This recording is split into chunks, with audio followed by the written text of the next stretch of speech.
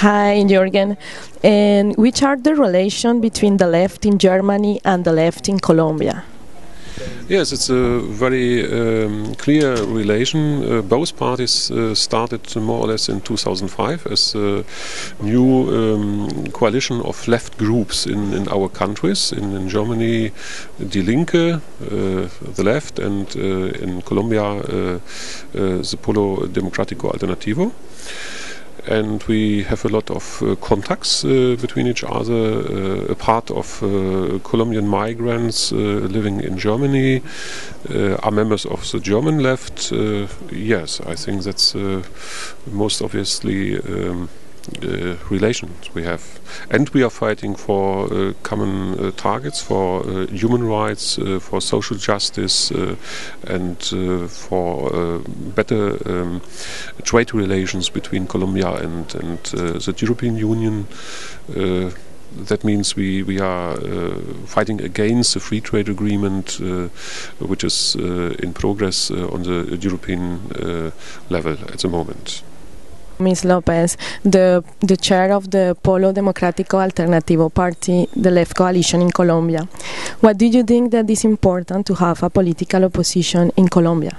Well, there's no doubt that in every democracy you need an opposition party. And in Colombia, we have a large coalition of all pro-government parties, and only the Polo Democrático, the left coalition, is the only opposition party. You need pluralism. You need to have open public deliberations, different points of view. And the 4 or 5 parties that make up the government coalition are acting as an only party in the establishment of all legislation and in the governing of absolutely all of the regions of the country. Therefore, the Polo Democrático serves democracy and serves human rights by being the only dissonant voice in an otherwise unanimous public sphere. Thank you. One would think at the moment that it is a very difficult proposition. But I have absolutely no doubt that the Polo Democrático, united with the social organizations, with the dissident groups of the governing coalition of the majority, I mean dissident groups from the Liberal Party, dissident groups from the Green Party, can make up a very large coalition that can put the government in straits if the president or somebody else from that group would go to the presidential election. So I do hold a very strong hope that we can all articulate our common interest in a common program and in a common candidate for the presidency in the next elections.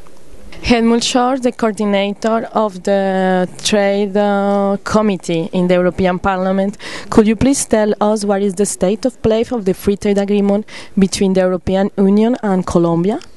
We have just now in the European Parliament the work to ratify the already signed trade agreement on the trade relations with Peru and Colombia. It is a mixed agreement, so not only the European Parliament but also the parliaments of all 27 member countries have to ratify this agreement. And that means that we have to check what are the criteria, what are the conditions for regulate the trade relations. And our group, for example, had been very critical to this free trade agreement because when the negotiation started, it was a region-to-region trade agreement, meaning that there should be a trade relationship between the European Union and the Andean community, so Peru, Colombia, Ecuador and Bolivia.